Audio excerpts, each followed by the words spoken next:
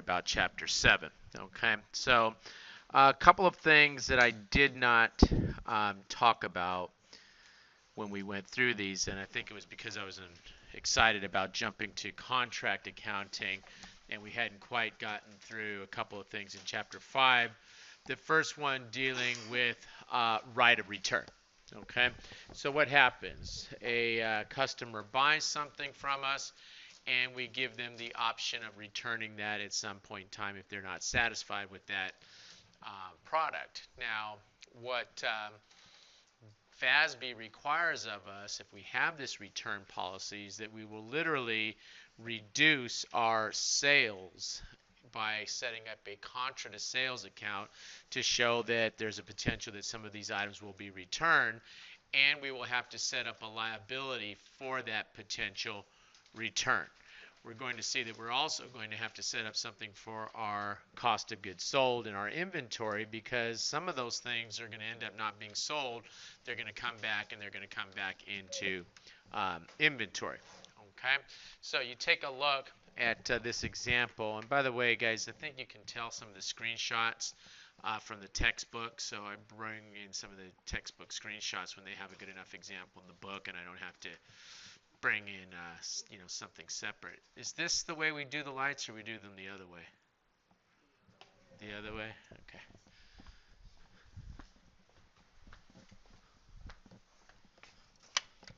That's better? A little bit better? Okay, with the sun shining, there's only so much we can do. But so what happens? We sell 24,000 worth of items, and we're going to just assume a cash sale here. So we go ahead and we debit the cash, 240,000, excuse me, and credit the revenue 240,000. Now, if they estimate that 5% will be returned, they're going to have to sit there and literally do what? Debit this sales returns. Now, when you study this in Business 20, we wait for the return, right? It's sort of the simplified way that we've done this. Here, we're debiting the sales returns before anybody's ever come back, right? It's an estimate of what we think will actually be returned. And then we go ahead and we credit this liability for 12,000, assuming that, these people are going to come back. Now, we would report our net sales, net of the returns that we're now estimating. Now, we don't really know for sure that this is going to be the return, right? But we're just doing our best to estimate it. Now, what they tell us is at the same time, we would have to reduce our, for our expected returns, we would reduce cost of goods sold, and we would come up with an asset which would add to our inventory account, which is going to be called inventory estimated returns, because there's a chance that if this stuff's going to come back, our cost of goods sold is going to go down, and we're going to show an inventory asset, potential inventory asset that's coming in. Now, the begging question here, the burning question, of course, is what happens if indeed there is some sort of return, right? Well, at that time, we would go ahead and credit the sales return for the actual amount. So let's say they return, I don't know, I'm just making this number up, guys, $2,000 worth of stuff. Okay, and we would debit the refund liability now. Excuse me, not the refund liability, but we would go ahead and debit, we credit the sales return, and we're going to go ahead and debit. Now I lost myself on this one. Darn it, I looked at this 10 times here today, and I thought I had this all figured out. We have to credit the sales returns when they bring the stuff back.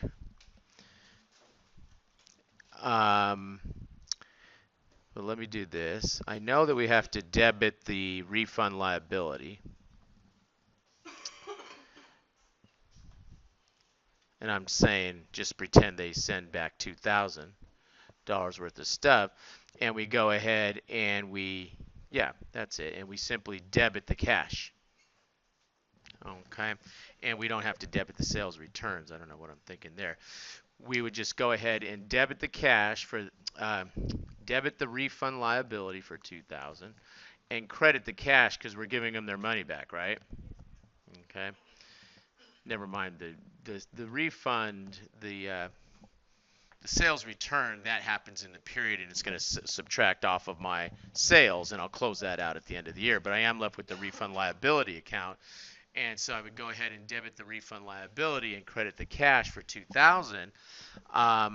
The other part that I was thinking about is we would debit the real inventory account for whatever. The inventory would come in would be, I'm just going to make up a number, would be less than what we sold it for, right? I mean, you sell your inventory for more than cost, right? So you would have sold it for 2000, but it would have cost you 800, right? And so the inventory is coming back, and we would credit this inventory estimated returns.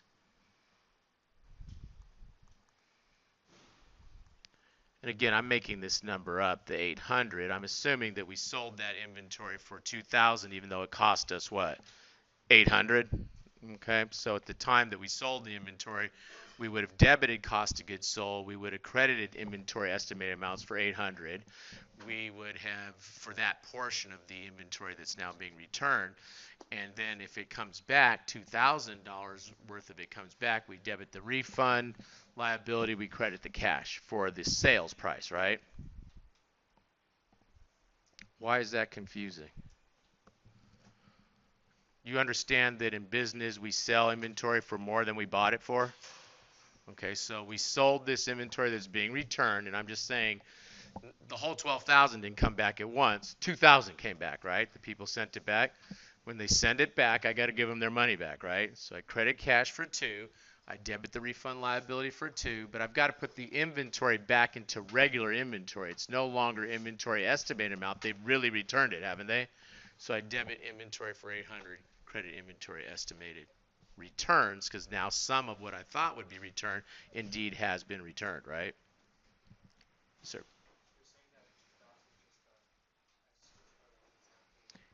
I I pulled an amount out of my head here that they returned 2,000.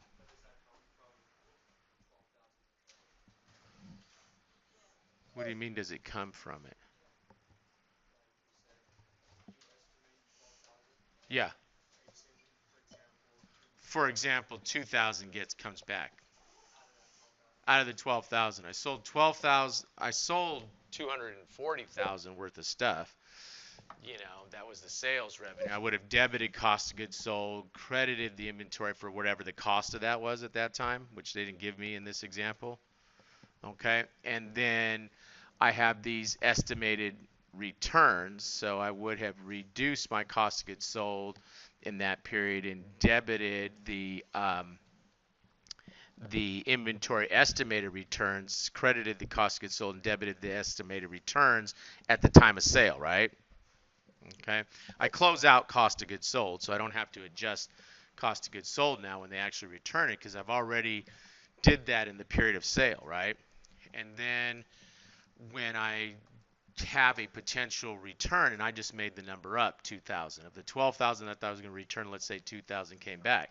I debit refund liability 2,000, credit cash, and I have to put the inventory back, right? Into regular inventory. So, and I just said, I just assumed it was $800.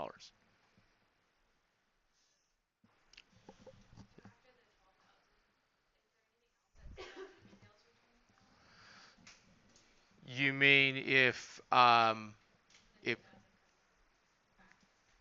sales returns, because it's a contra to my sales, it's an income statement account, so it would be closed.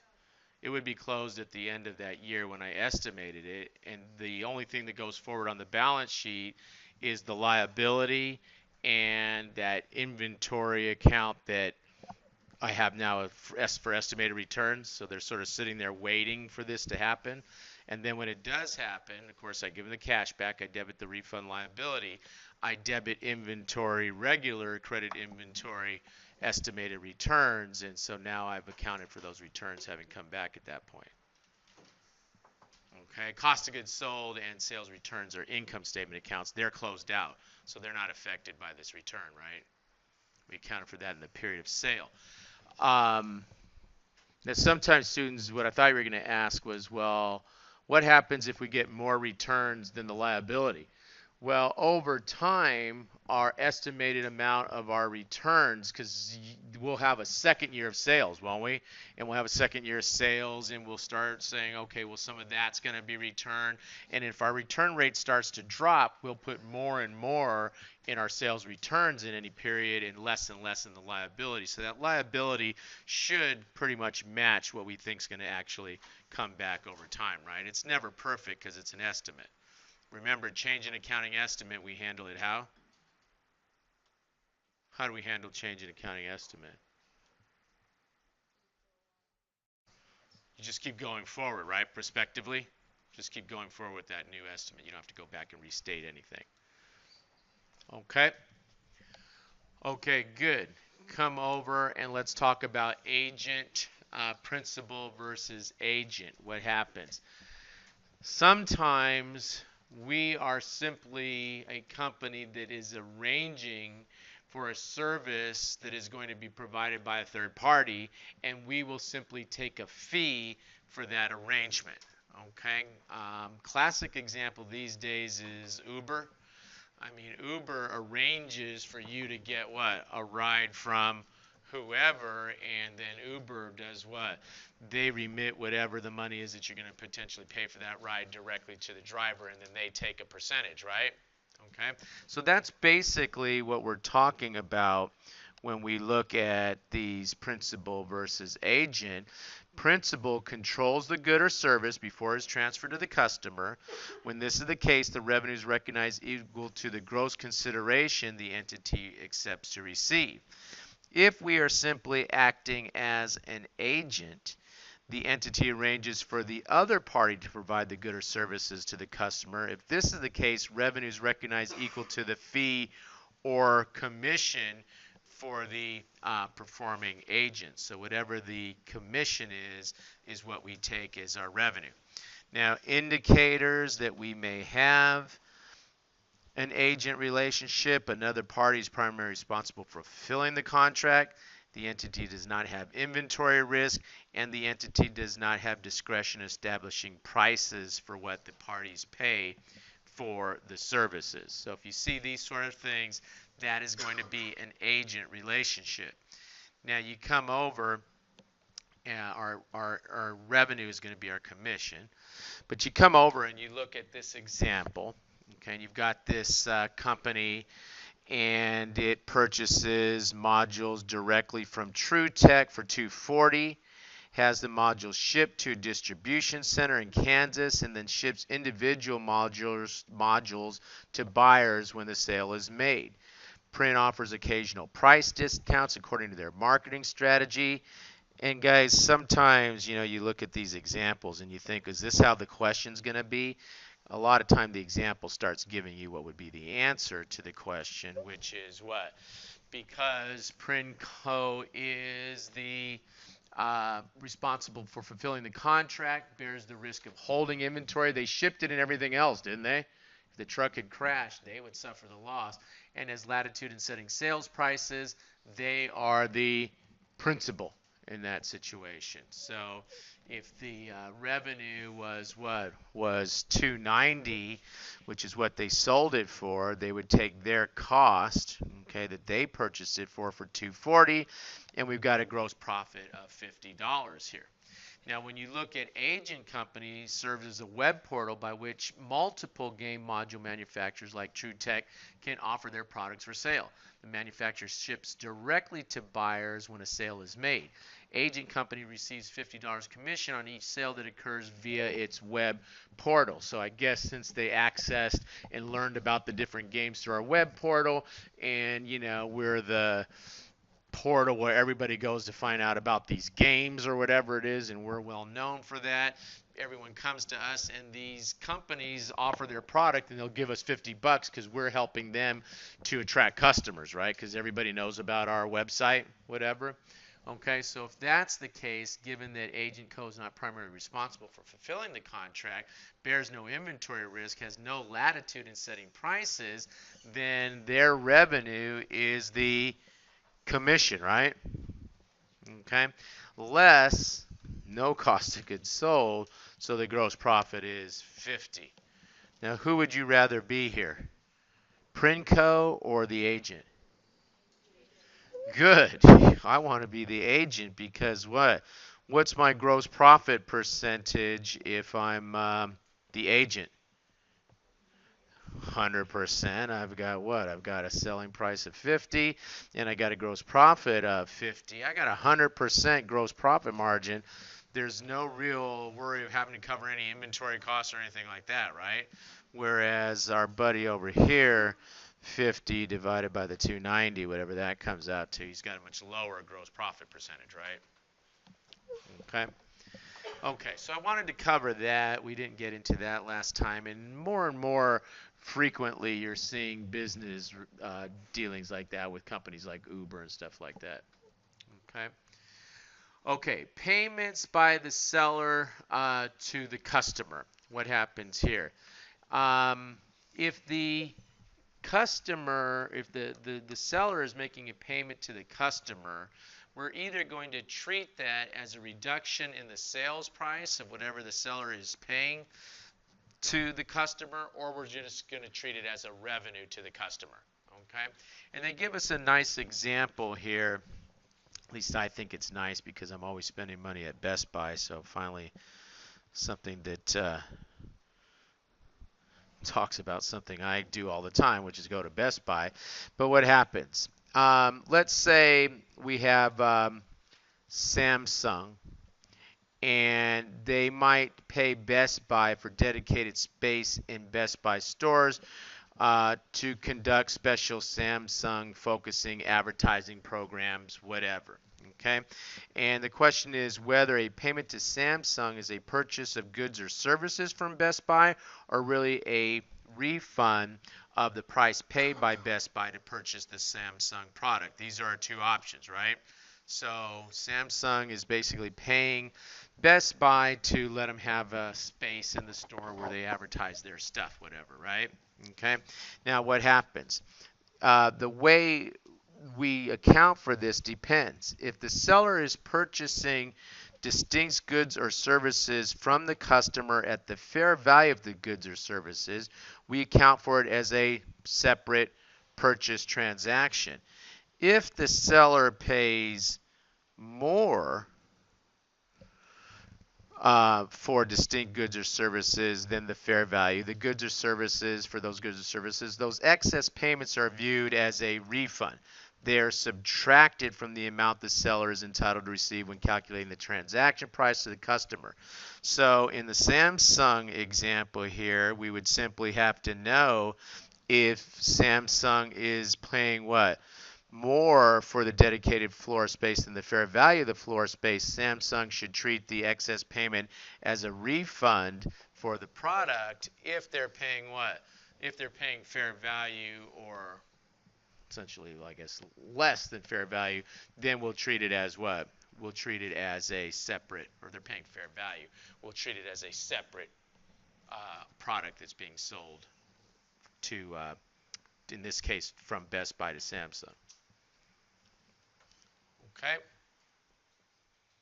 Okay, so you have to look at the fair value to see which one's being paid, whether they're paying more or less than the fair value. Okay, couple of other issues: licenses, franchise, bill and hold, and consignment arrangements. Okay, licenses.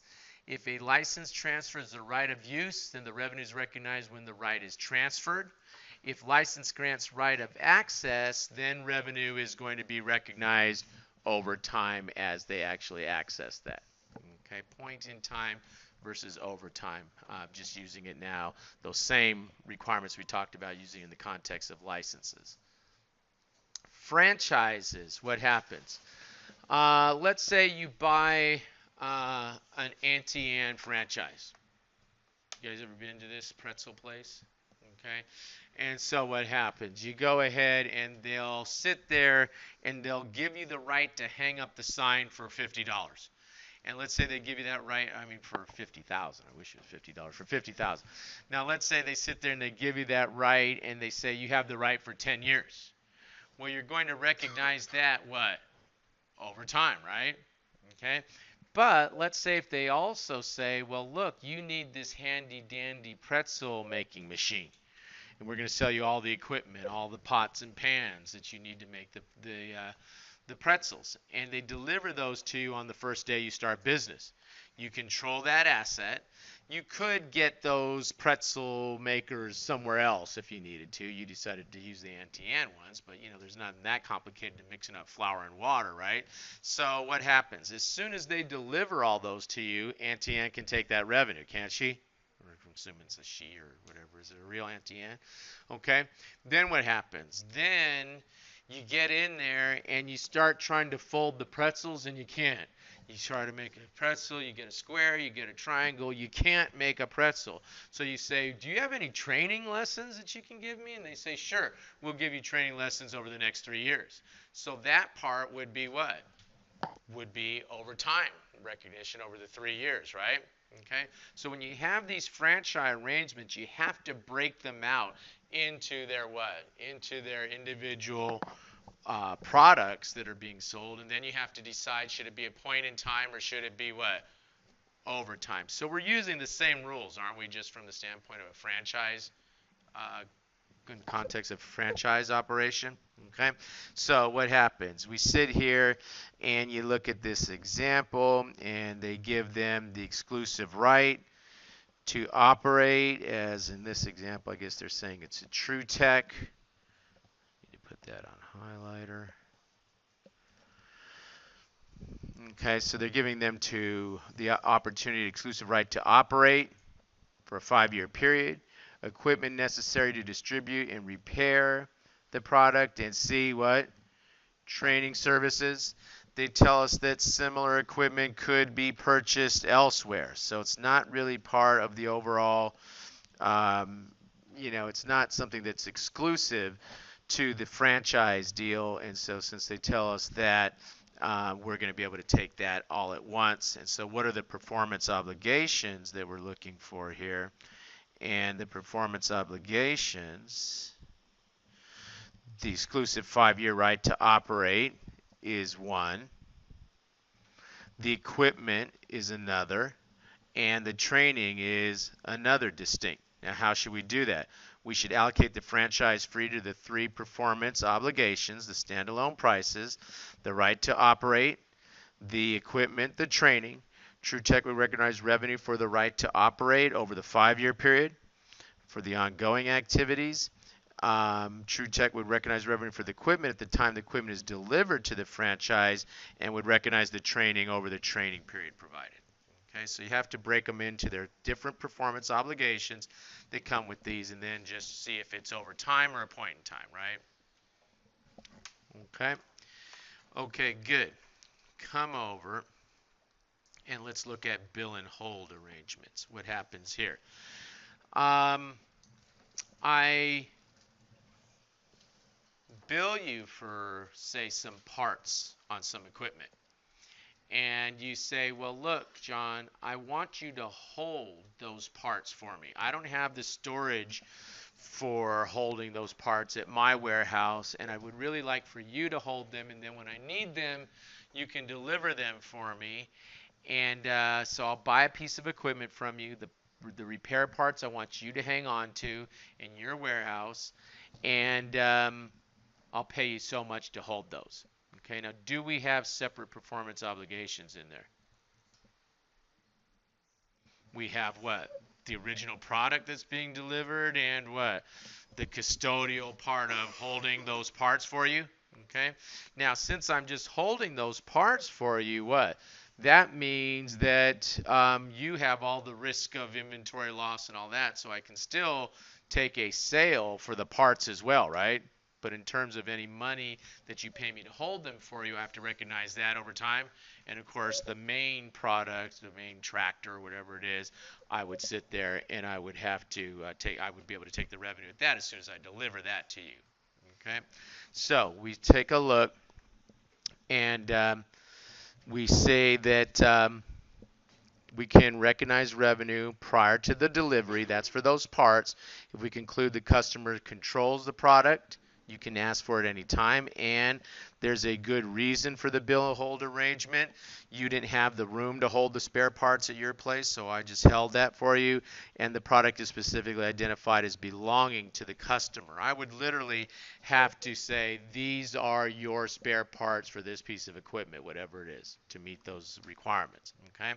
So let's just look at this example here of bill and hold, and we've got January 1st, Anderson Company entered into a contract with Tanner Company, the sale of an excavator and spare parts. So an excavator, in case you don't know, if you ever go to a construction site, they call it a backhoe sometimes. It's kind of like, looks like a dinosaur, and it kind of digs the dirt out like that. Big old piece of equipment, right? And the replacement parts could be rather big. And if you're usually at construction sites and whatnot, maybe you don't have the warehouse facilities to allow you to store those. So you ask me to do it, okay? So we have good reason, don't we, to be holding these products for you, okay? Then what? The manufacturer lead time is 18 months. On July 1st of the following year, Tanner pays for the machines and parts, but only takes possession of the machine. Tanner inspects the spare parts, okay, so you're going to accept them. By inspecting them, that means you're accepting them, the spare parts, but requires the parts be stored in Anderson's warehouse because Tanner does not have a place to store the parts, and its premises are very close to Anderson's warehouse.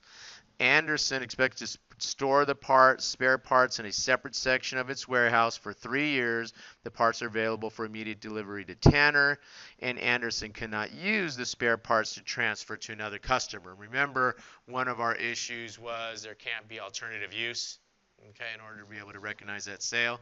So what are the 3 performance obligations here? Promise to provide the excavator. Check, we did that, right?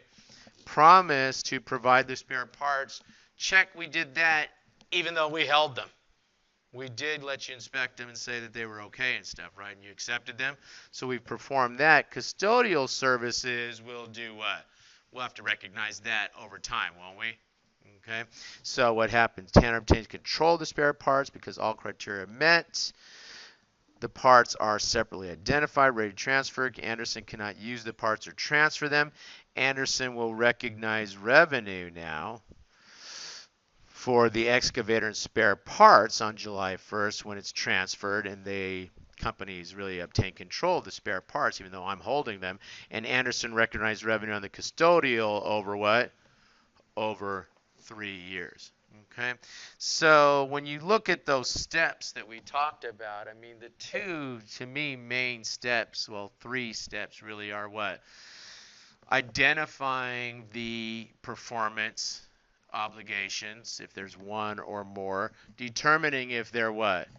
Over time or at a point in time, and then if you have several, you're going to have to allocate the purchase price amongst those various, and if it's an over time, whatever portion you have allocated to the one that's over time, you'll have to what? Take a deferred revenue and then recognize that over time. Okay. Okay, good. Consignment is very simple. Let's say you finish at San Jose State and you write a book. Mothers, don't let your children grow up to be accountants, whatever. Okay, so you write a book. Okay, now you go to Barnes and Noble or whoever they are, and you say, "Can you please buy this book from me? I'm the author. Buy the book, take it into your inventory, and you want to walk away with your big pile of money from having written a book, right?" But Noble's looks at that book and they say, "No. We're not taking that book from you." And you say, "Well, geez, I really want to sell it." And you say, "Can we do something else?" They say, "Okay, we'll do consignment with you. You can leave the books here. You can leave the books here. And if somebody buys the book, we want 2% of the proceeds from the sale, the gross sales amount, and we'll remit the rest to you." Would you take that deal? You go ahead and you say, "Okay, that's a good deal. All right. Okay, so I'll do that." So what happens? End of the year comes. Those inventory items belong in your ending inventory or Noble's ending inventory? in your ending inventory. Even though Noble has possession of them, they did not purchase that from you for inventory or anything else. They bought that. They didn't give you any money for that. They're just holding it there for you, aren't they? On the off chance that somebody buys that book. Now, when somebody buys the book, Noble's really acting as the agent, won't they? So their what? Their revenue will be the whatever. I'll take pity on you and decide that you're selling that book for $100. So you'll get $2. They'll have a fee of $2. You will have revenue of 98 minus whatever your cost of goods sold is, right? So it's really like an agent-principal relationship. Okay? And then we did this already. Okay, so that was just to catch us up, chapter 5. The slides, anyway. Let's see if we can get ourselves into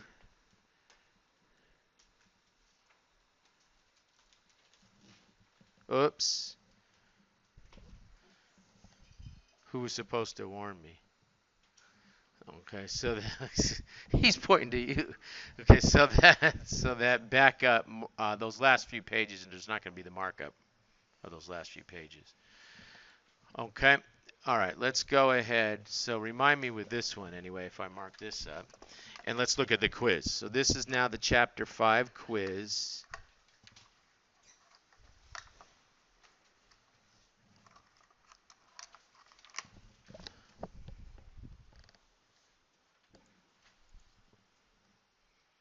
Okay, and again, you know, I probably might, I don't know, I might ask you 1 or 2 questions on the steps. You should know the steps. Not that you would really have to apply them to any questions, because it's sort of like you've got the more macro picture, which is what? Break up the performance obligations, determine if they are what, allocate the price to the different performance obligations, and then determine if they are point in time or overtime. Okay, but let's just take a look at this question, which is asking about the list of requirements for revenue recognition, and which of the following is one of the steps for recognizing revenue. Identify the performance obligations in the contract. You know we got to do that, right? Determine whether bad debts can be reasonably estimated. No. Estimate the total transaction price on the contract based on fair value. We do need to recognize the price of the contract, but it's not based on fair value. It's whatever the parties agree to, right? I mean, if someone's dumb enough to pay more or whatever, buyer beware, right? Okay. C, estimate the, oh, we just said that one. D, allocate the revenue to the performance obligations with the largest standalone selling price. No, we allocate it to each one, don't we? Okay. Okay, good. Number 2, for a typical manufacturing company, the most common critical point for recognizing revenue. Sir, did you sign in? Yes. What's your name? Nicholas. Rodriguez. Are you going to stay in this class? Okay. Can you see me after when you come back then? Yeah, okay. All right, thank you. Okay, now you look at number 2, and we say for a typical manufacturing company, the most common critical point for recognizing revenue is the date, and the date an order is received. No, we don't do anything the date we take the order, really. How about B, production is complete? No, we're not delivering the product yet. The product is delivered. That's the most common, isn't it? Okay, now we did have the example bill and hold and whatnot, but delivery of the product is most commonly when we recognize that revenue, just like we did with the spare parts and the excavator itself. Okay, and then D, payment is received. No, we may receive payment later. We may receive payment in advance, right? Okay. Okay, good. Let's take a look at number 3. On June 1st, Lucy and Bros received an order for 500 cupcakes. Okay. Lucy delivered, well, what about Bros? Lucy delivered the cupcakes to the client on June 25th. A $50 deposit was received on June 5th, and the remaining $450 was paid on June 30th. That's risky with cupcakes because there's a good chance they'll all be gone by 5 days later. Lucy likely would recognize revenue on what? June 25th, the date the cupcakes are delivered.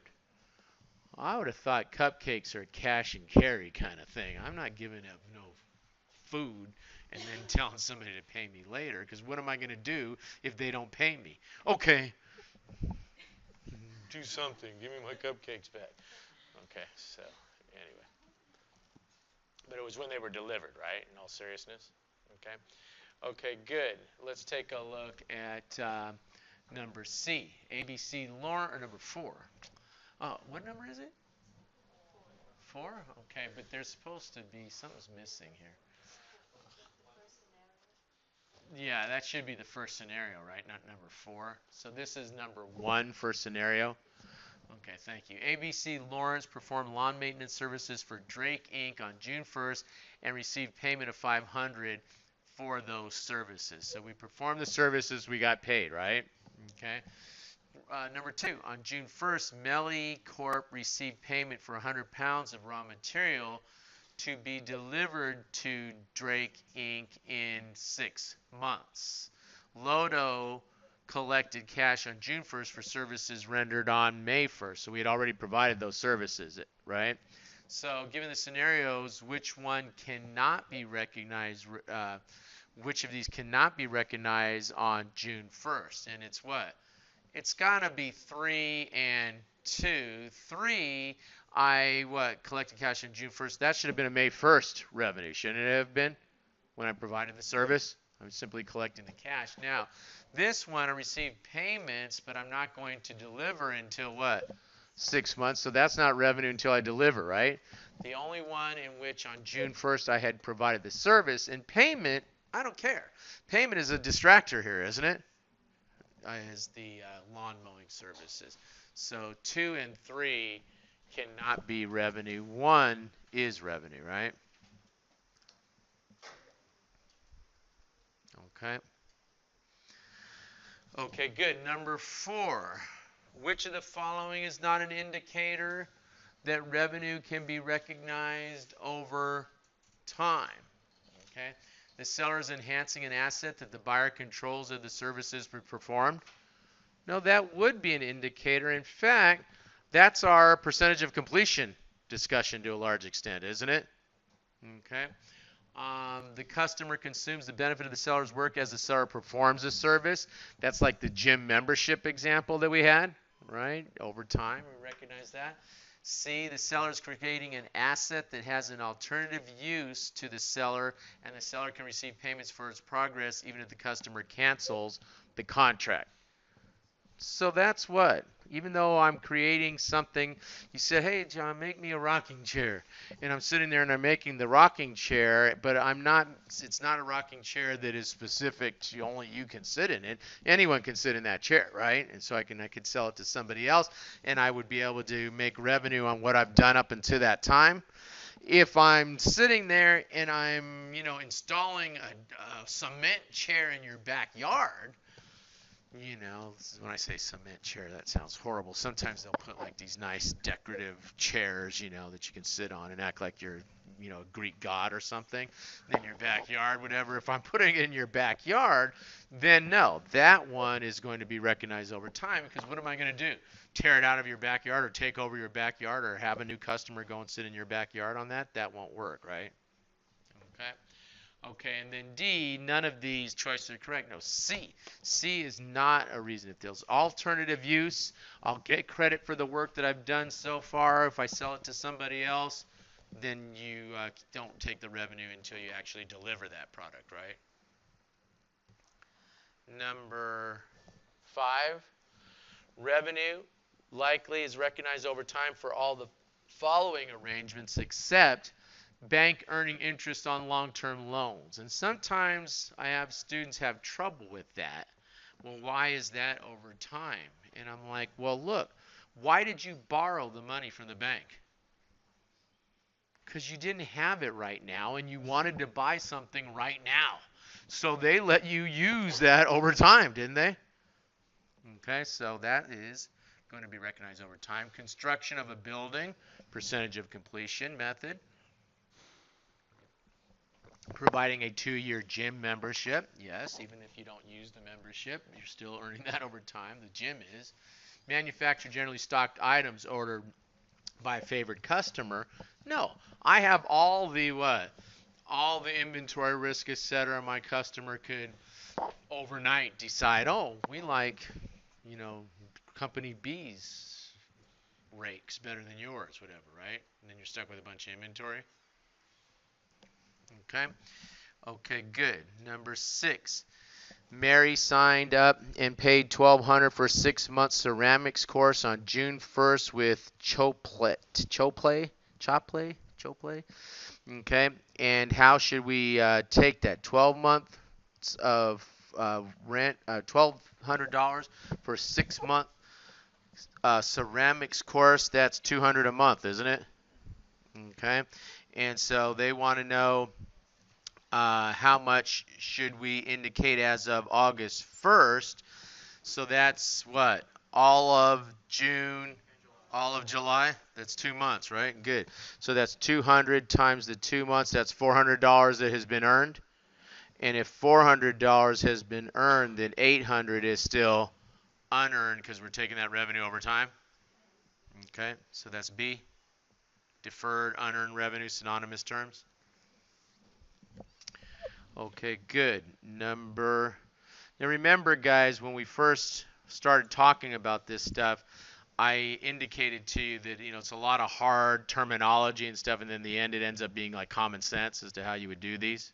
Okay, common accounting sense.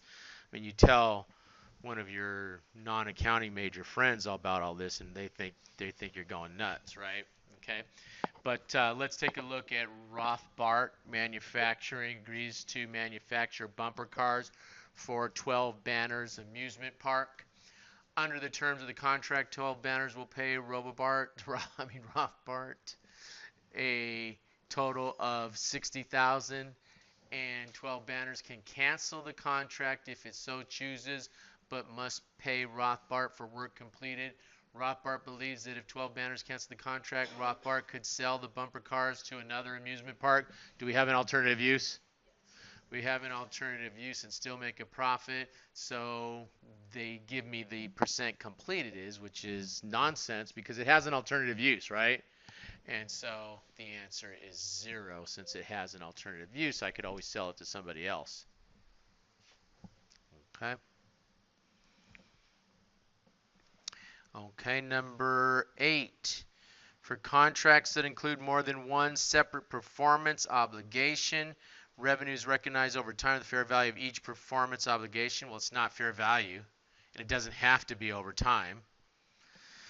B, revenue is recognized in the amount of the contract price at the date the last separate performance obligation is satisfied. No, we could distribute those separately, couldn't we? Okay, and recognize revenue at different times. C, like some may be a point in time, part of the one obligation may be a point in time, another obligation may be overtime, right? So it's not once the last one is provided. C, the contract price is allocated to each performance obligation in proportion to the obligation's standalone selling prices. Yes, assuming we know the standalone selling prices. If we don't, then we're going to have to use what they call the residual method, which is basically going to see what each one would have sold for and allocate the price to each one of those based on what the price of the one was, and then we'll go ahead and do some estimating as to how much the price of the one contributes to each one of those. So there could be a situation where we won't have the standalone price, but if we have it, yes, that's what you do. D, revenue is recognized in the amount of the contract price on the date the contract is signed. That's obviously nonsense. Okay, number 9. Sometimes students want me to explain why one of the answers is wrong, and my answer is because it's wrong. I mean, it's just not right. Okay. All right. Bins company provides cleaning services and sells garbage bins to office clients. On June 1st, Bins delivered 100 garbage bins to a client and also entered into a 5-year contract for Bins to provide cleaning services to that client. Which is most likely to be true? First off, how many performance obligations in here? 2, and one sounds like a point in time. The other one is a overtime. So let's take a look. Revenue for the garbage bins and the cleaning service must be recognized on June 1st. No, the other one's going to be overtime, isn't it? Okay. We delivered on June 1st, right? Yeah. B, revenue for the garbage bins is recognized on June 1st, and no revenue will be recognized for the cleaning services until the end of the 5th year. No, we're going to do that over time. Revenue for the garbage bins is recognized on June 1st, and revenue for the cleaning service is recognized what? Over the 5 years. Good. So C is the answer. Good. You guys are getting good at this. Now, when you get out there in business, okay, don't be mean about the fact that you know how to do this stuff and other people don't. Okay, because sometimes you know the rules so well, and someone will say, no, we can't take it until we're done with the contract. And, don't beat them up. Just be nice about it and very politely, say, well, no, it's point in time versus overtime, right? And we can recognize that over time. Okay, good. I had a former student that was certain that she was right about something, and she was.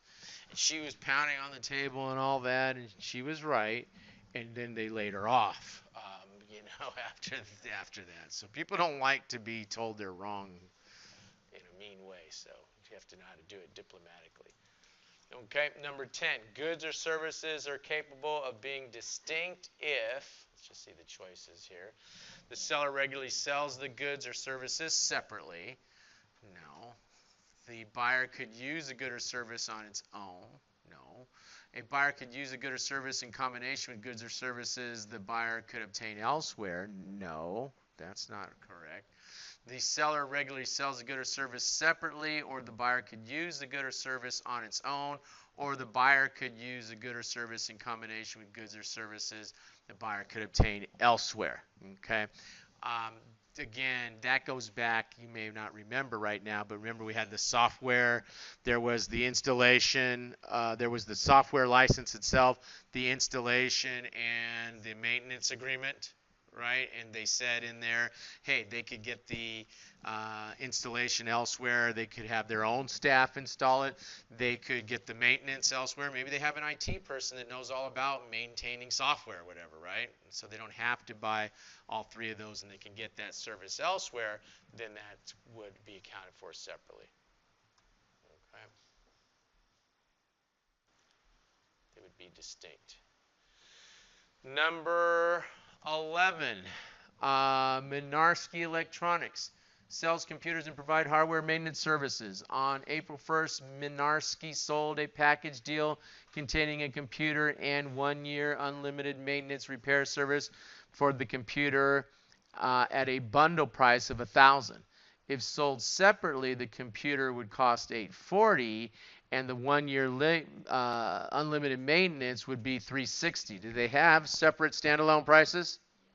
So we can use that to allocate that $1,000. So recognize the revenue for the month ended April 30th. Assume the revenue is accrued monthly. So first we want to figure out how much is supposed to go to the computer, don't we?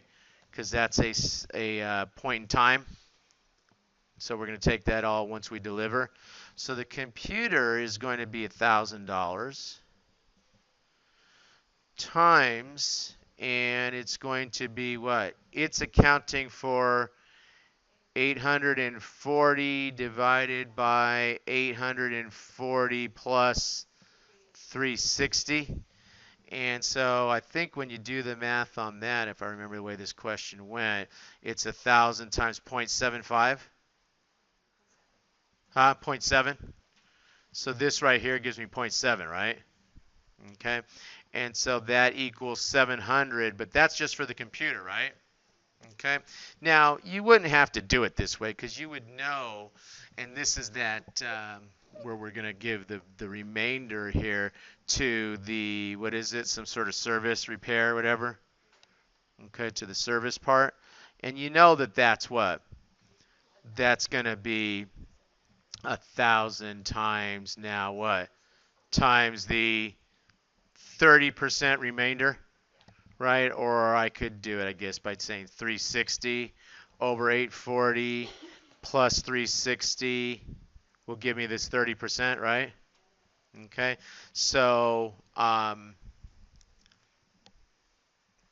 so that's going to be what, 300 now? But what happens?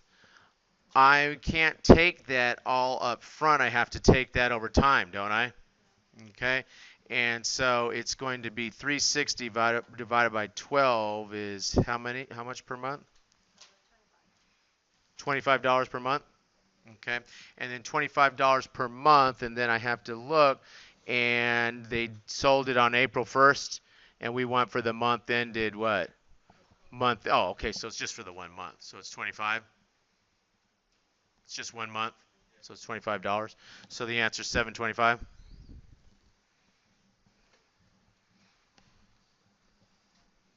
Okay. Use the standalone prices. Two service obligation, contract obligations in there. Got to allocate the prices, right? And you can use it to their relative standalone prices. Okay, number 12.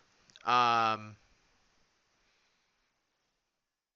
July 15th, 2018, Ortiz Company signed a contract to provide Everfresh Bakery with an ingredient weighing system for $90,000. The system included finely tuned scales that fit to Everfresh's automated assembly line. Ortiz proprietary software modified to allow the weighing system to function in Everfresh automated system, and a 1-year contract to calibrate the equipment and the software on an as-needed basis. Ortiz competes with other vendors who offer calibration contracts for Ortiz's systems. If Ortiz was to provide these goods or services separately, it would charge $60 for the scales, $10,000 for the software, and $30,000 for the calibration contract. Ortiz delivers and installs the equipment and software on October 1st, 2018, and the calibration service commenced on that date. And it's a what? A 1-year contract for the calibration. Okay. Assume the sales software service and all service performance obligations. How much revenue will Ortiz recognize in 2018 for this contract? Now I'm going to go down to the solution so that you can see how we did this. We took the what? 90,000, which was the sales price, and then we took what?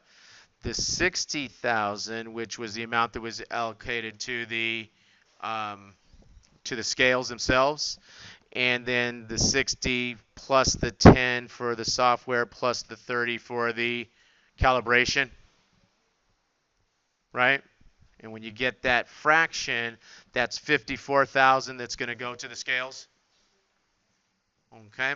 Okay, good. The software will be allocated 9,000 of the transaction, which is what? The 9,000, the software will be allocated 9,000, which we got by taking what? The 90,000 sales price times the what?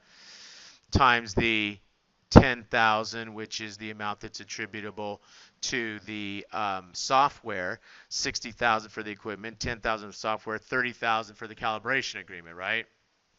And we allocate 9,000 to the software, okay? And then the calibration contract is allocated 27,000, which is again the 90,000 times what?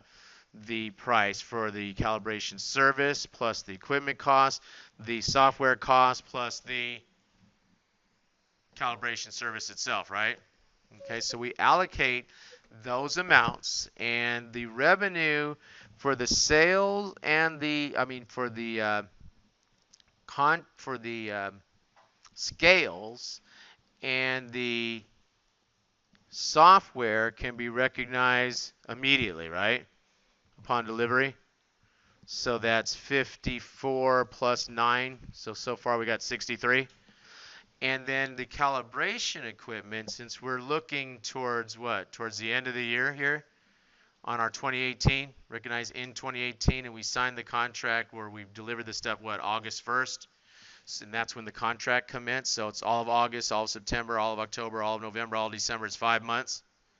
So we take that, what, 5/12 of that 27,000, and that's the 11,250 that can be recognized now for the calibration, because we're by the end of the year doing that one over time.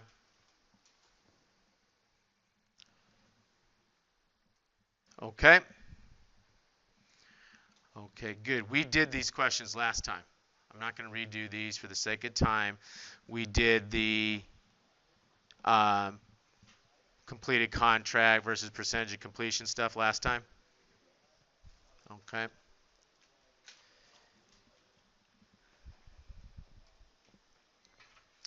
Okay, good. Let's take a look at this one. On April 1st, Bob the Builder entered into a contract for 1 month duration to build a barn for Nolan. Bob is guaranteed to receive a base fee of $5,000 for his services, in addition to bonus depending on the when the project is completed. We talked about bonus when we talked about the slides last time, guys. So if you're having trouble remembering some of this, don't worry about it. We'll see how it works again in these problems here with the bonus, okay?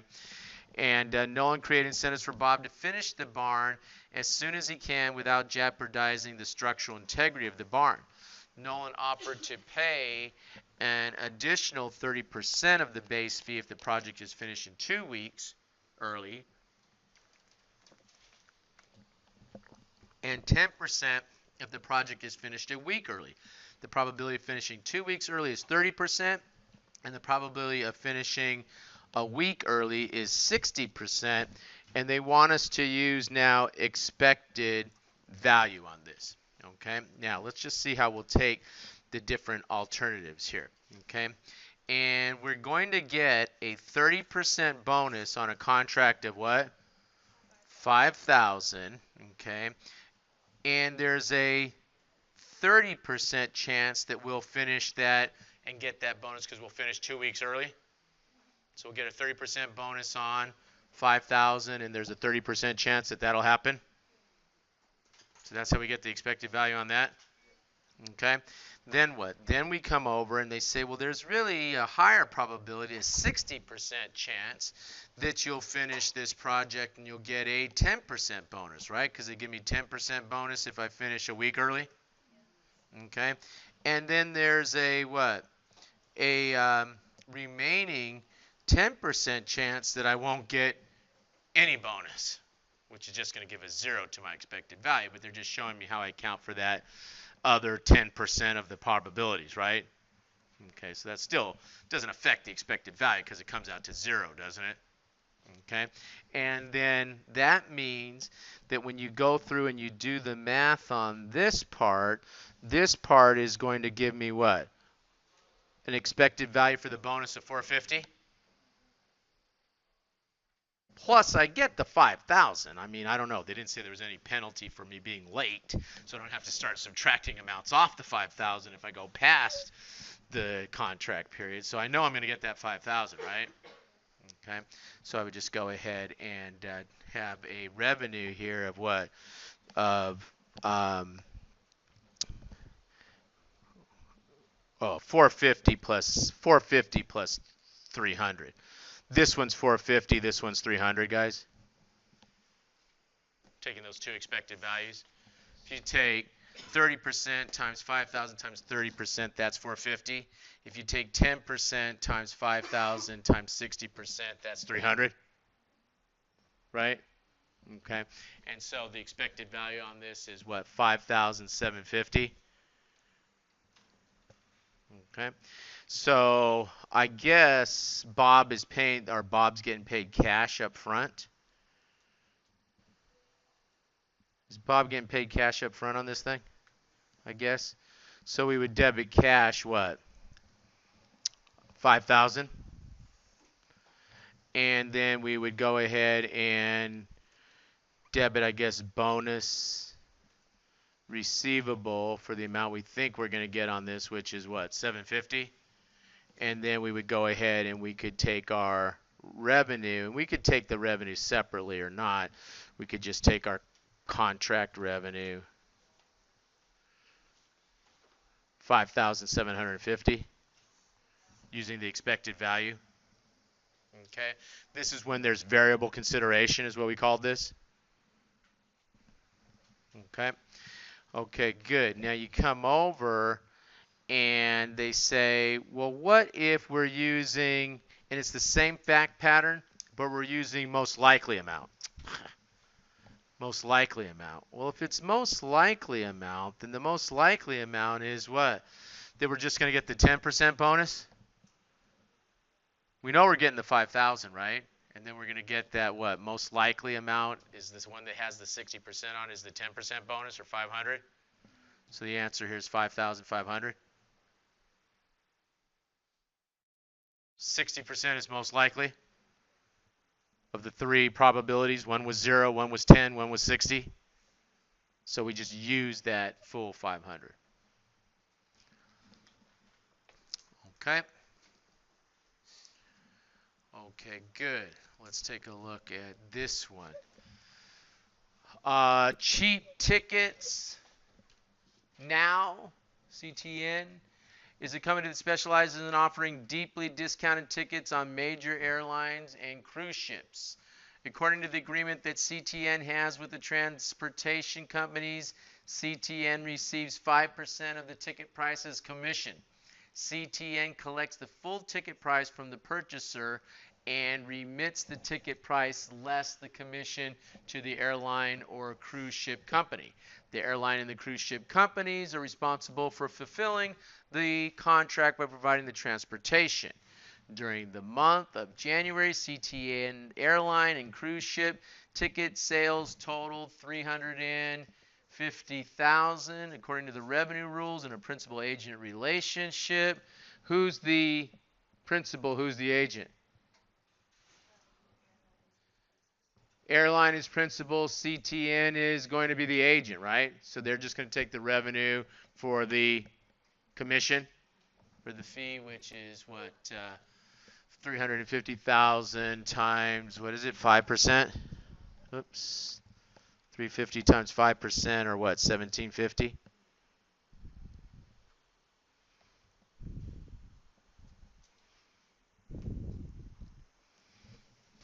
Right? Okay. Okay, good. I took a couple of problems from the homework. Okay, so there are quite a few homework questions in Connect dealing with the different types, but the reason I put a couple in here is I couldn't find any in the test bank, and I couldn't find any in the software that I steal the CPA questions from that dealt with these situations where they give you coupons to buy the additional product and all that. I couldn't see there. I don't know why the test bank didn't give any questions on that, nor did the CPA exam database, which maybe I'm telling you too much. Don't do the math and say that means we won't get a test question on this because he doesn't have a test question on it. So anyway, I took something from the homework on this one, okay? But there are other homework questions covering the other type of arrangements. So let's just take a look at this one. And I'll try to make that a little bit bigger. Clark Inc., a shoe retailer, sells boots in different styles. In early November, the company starts selling Sun boots to customers for $70 per pair. When a customer purchases a pair of Sun boots, Clark's also gives the customer a 30% discount coupon for any additional future purchases made in the next 30 days. Customers can't obtain the discount coupon otherwise. Clark's anticipates that approximately 20% of the customers will utilize the coupon, and on average, those customers will purchase additional goods that normally sell for $100. Okay? Now, you first have to know, is this one obligation or two?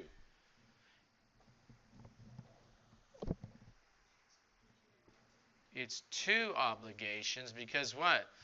You can use that coupon separately, etc., right? It's not like it has to be used with the boot. You know, it's not like when you walk around with the boots, you got to be showing people the coupon or something, right? So you can use the boots and not use the coupon or use the coupon, right? Okay, so this separate service requirement, separate service obligations or separate obligations, contract obligations. I think I keep saying service obligations. And so if that's the case, if we have 2, which is the answer to required 1 that I didn't put here. How many? 2, good. Okay, and so prepare a journal entry to record the revenue for the sale of the 1,000 pairs of sun boots, assuming that CARC uses the residual method to estimate the standalone selling price on sun boots sold without the discount coupon. Okay, so how are we going to do this? So we take a look, and we know that we have 2. There was that answer. And then the delivery of the boots is going to be what? Well, we're going to get 70,000 cash. And then the amount that goes to the coupons is what? The 1,000 pairs of boots times the average purchase price, which they told us up there was what? $100 is on average, because we don't know what pair of boots they're going to buy. So customers will purchase additional goods that normally sell for 100. So if we have 1,000 pairs of boots, I should say, that we sell, and the average price is 100, we're going to get that much more money. And they tell me that what? That will offer them a 30% discount, but there's only a 20% chance that they will actually redeem those. And so that's how you calculate the amount that should go to the coupons. And so for the coupons, we have what? Okay, would I not collect that, copy that whole thing? So for the coupons, we have how much? 1,000 times 100. Why am I rewriting it? Somebody doing a calculator. 1,000 times 100 times 30 times 20 gives me how much?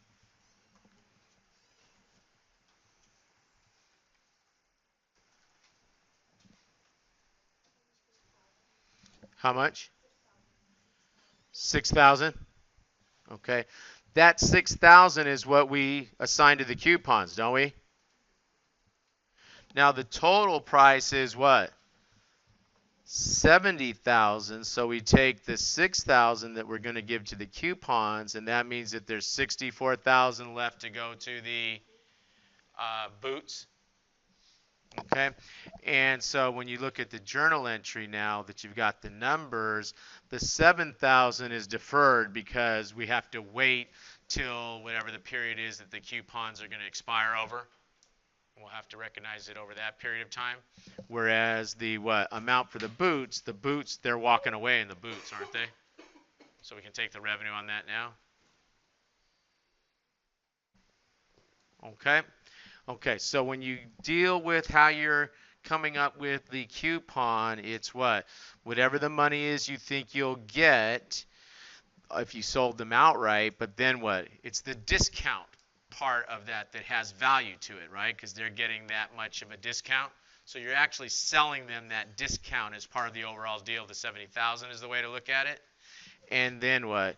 And then you have to estimate how many people are actually going to do this, right? And that's how you figure out the amount to assign to the coupons. Now that's the residual method. If you have a standalone price for each one of these, then you can go ahead and use the standalone price. So let's just go ahead and let's take a look at this example. On May 1st, 2018, Meta Computer Inc. enters into a contract to sell 5,000 units of Comfort Office keyboard to one of its clients. I can't read that name. Inc. at a fixed price of $95,000 to be settled by cash payment on May 1st. Delivery is scheduled for June 1st, 2018. As part of the contract, the seller offers a 25% discount coupon to Bionix for any purchases in the next 6 months. The seller will continue to offer a 5% discount on all sales during the same period of time, which will be available to all customers. Based on experience, Metacomputer estimates a 50% probability that Bionix will redeem the 25% discount voucher, and that the coupon will be applied to 20,000 of purchases. The standalone price of the keyboard is $1960. Now, once they give you the standalone price of the keyboard, you're going to take the price that you're going to assign to the coupon plus the price of the keyboard. That's the overall price that you will then use to do what? Allocate whatever you have sold it to them for at this point in time. Okay, so we have what? We have more than one performance obligation here. We have two, the coupons and the keyboards. They want the journal entry here, and so we go ahead and let's just take a look at how they did that. They took the 25% discount, very important, minus the 5% normal discount. They said that they'll offer any customer 5%. So the value to the coupons is only the 20% part of that discount, right? Okay. And then we go ahead and we multiply that times the 20,000, which is what they thought the money is that would come in on the coupons, what the additional purchases would be on the coupons. 20,000. Let's just go back. Okay. The coupon will be applied to 20,000 of purchases. Okay, so that's the value to the customer that they're going to get to those purchases of 20,000. But we said that what? We said that it'll give them a 20% discount. And so we are saying that what? That'll bring in 4,000, or that'll be 4,000 of value, but only 50% of the people will use that. So that's only 2,000 of value. The keyboards was $1960 per keyboard times the 5,000 keyboards. So you add that together and we've got what? $100,000 of value here, of which what? 2,000 is assigned to the discount, 98,000 is assigned to the keyboard. And so you go ahead and you get those percentages, and then you do what? You multiply that times the transaction price. Okay, and so when we made the journal entry, we debited the cash for the full 95, and 93.1 went to the keyboards, 1,900 went to the discount. Now, they also asked, what should we do if they offer a 5% discount instead of 25? And the answer is nothing. Apply everything to the keyboard, because that 5% discount was being offered to everyone, wasn't it? So it was nothing special as part of that deal. Okay? Okay, guys, make sure you signed in. We will get into Chapter 7 on Monday.